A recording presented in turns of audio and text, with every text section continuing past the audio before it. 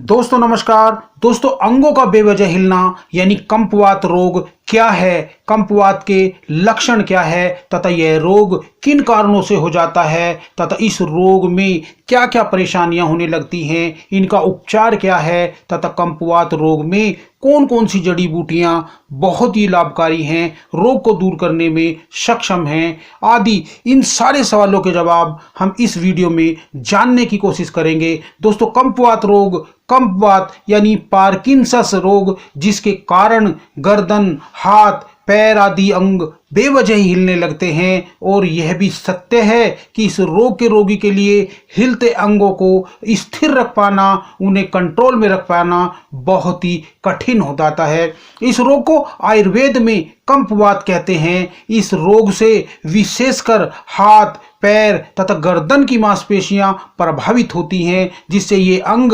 नियंत्रण मुक्त हो जाते हैं, जिसके कारण हिलने लगते हैं। दोस्तों कंपवात के क्या कारण है, किस कारणों की वजह से यह रोग हो जाता है के बारे में बात करें तो कंपवात रोग वृद्धावस्था से जुड़ा हुआ यह एक रोग है। इसमें जो दिमाग की कोशिकाएं नष्ट होने लगती हैं, जिसके कारण रोगी की मांसपेशियों में कंपन, कमजोरी होने लगती है। इसी कारण से हाथ पैर धीरे धीरे उठने लगते हैं, क्योंकि हाथ पैर व गर्दन की जो मांसपेशियां विकृत होने के कारण वे प्रभावित हो जाती हैं और कंट्रोल फ्री होने के कारण हिलने लगती हैं।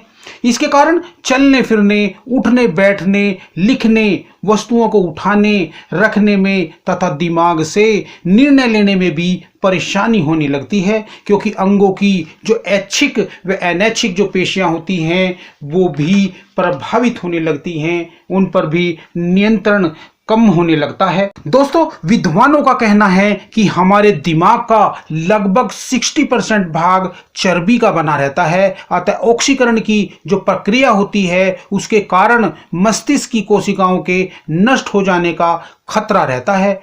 ठीक उसी तरह जैसे उसी ऑक्सीकरण के कारण ठोस लोहे पर भी जंग लग जाता है और लोहा खराब होने लगता है। अब उसी प्रक्रिया के कारण दिमागी कोशिकाएं, सेल्स भी एक प्रकार का जंग से प्रभावित होने लगती हैं। बस इसी प्रभाव के कारण कोशिकाएं नष्ट होने लगती हैं, खराब होने लगती हैं। दोस्तों ऑक्सीकरण की क्रिया में कई प्रकार के घातक विषैले रसायन पैदा हो जाते हैं जो शक्ति व दिमागी ऊतकों को खाने लगते हैं। बस इसी वजह से उनमें कई न्यूरोडिजनेटिव जैसे बीमारियां, पार्किंसंस, कंपवात, अल्जाइमर्स, भूलने की बीमारी, दिमागी आघात, दिमागी नसों का फटना, फूलना, ब्रेन हेमरेज, पक्षाघात, लकवा आदि परेशानियां हो जाती हैं। सच तो यह है कि कंपवात रोग की वजह मस्तिष्क के बीच में डोपामिन जो हार्मोन्स है उसकी उत्पत्ति रुक जाती है,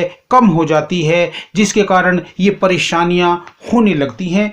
खास बात यह है कि कंपवात रोगियों में अधिकतर रोगियों के हिलते अंग सोते समय भी हिलते रहते हैं। ऐसे रोगी की भावात्मक स्थिति भी बिगड़ती है, क्योंकि उन्हें प्रत्येक कार्य में परेशानियों का सामना करना पड़ता है।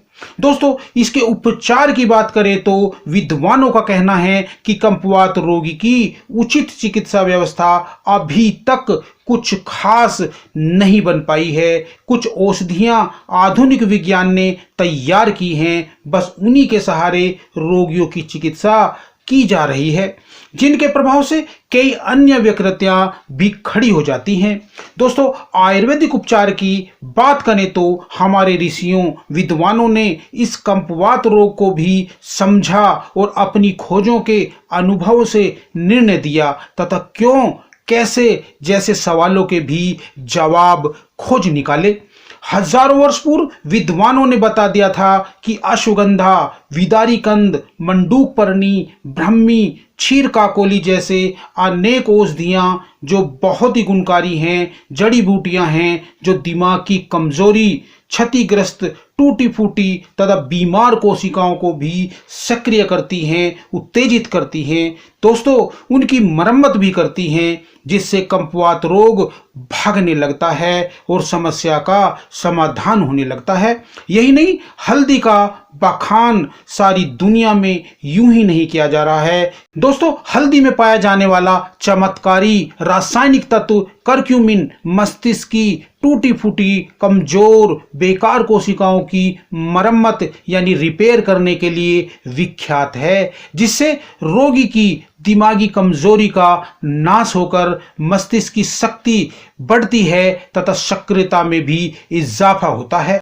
दोस्तों हल्दी का यह रसायन जंग रूपी ऑक्सीकरण व इन्फ्लामेशन की क्रिया को कम करने की अद्भुत शक्ति रखती है, तो कम्पवात रोग क्यों ना भागेगा। इस तरह के गुणकारी फल, सब्जियां, जड़ी बूटियां बहुत सारी हैं, जिनमें जामुन, बैंगनी रंग वाले काले अंगूर, बेर, पालक पत्र, अखरोट, बादाम, मुनक्का, आंवला, अश्वगंधा आदि अनेक जड़ी बूटियां हैं, जिनमें एंथ्रोसियानिन नामक रसायन होता है, जो दिमागी कोशिकाओं की शक्ति कार्य क्षमता को खूब बढ़ाता है और नसों की रुकावट को दूर करके रक्त का संचालन करने में मदद करता है। यही नहीं, हरी पत्तेदार सब्जियों, साग पात जिनमें मेथी, पालक, बथुआ आदि हैं, में भी बीटा कैरोटीन तत्व पाया जाता है, जो एक विटामिन ए होता है और ऐसे लाइलाज रोगों को